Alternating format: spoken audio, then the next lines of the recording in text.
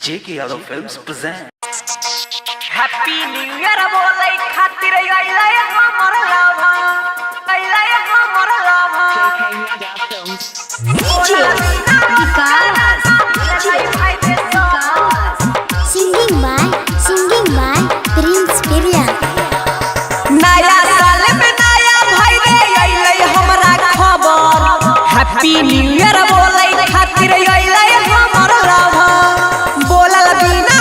कराना भेलै भाई रे सब Happy New Year बोलै खातिर अइलै हमर लावा Happy New Year बोलै खातिर अइलै हमर लावा अइलै हमर लावा DJ Vikas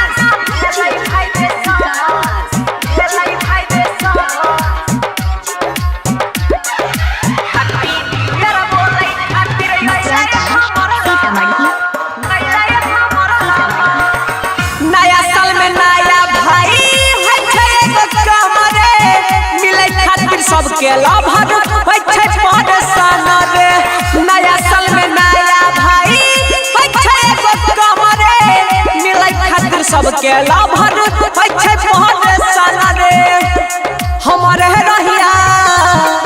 उही दई रे हमरा हबिन उजी दई रे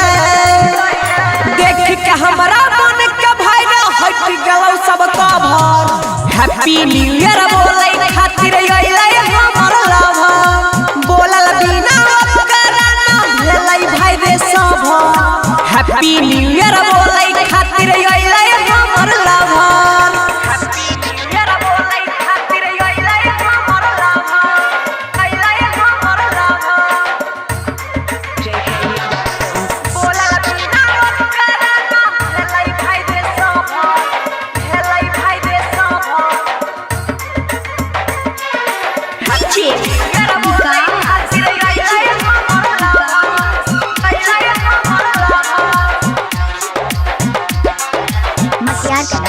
singing by Prince Pirya देख के हमारा मन छै किसरे जब से चढ़लै 2021 रे देख के हमारा मन छै किसरे जब से चढ़लै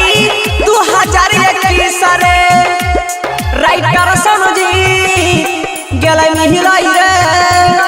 धीरज के मन भी हिलै रे छौरा पीर सब के होय छौ नै रे सब हैप्पी न्यू ईयर बोलै खातिर अइलै हमर लावा बोलल बिना कराना भेलै भाई रे सब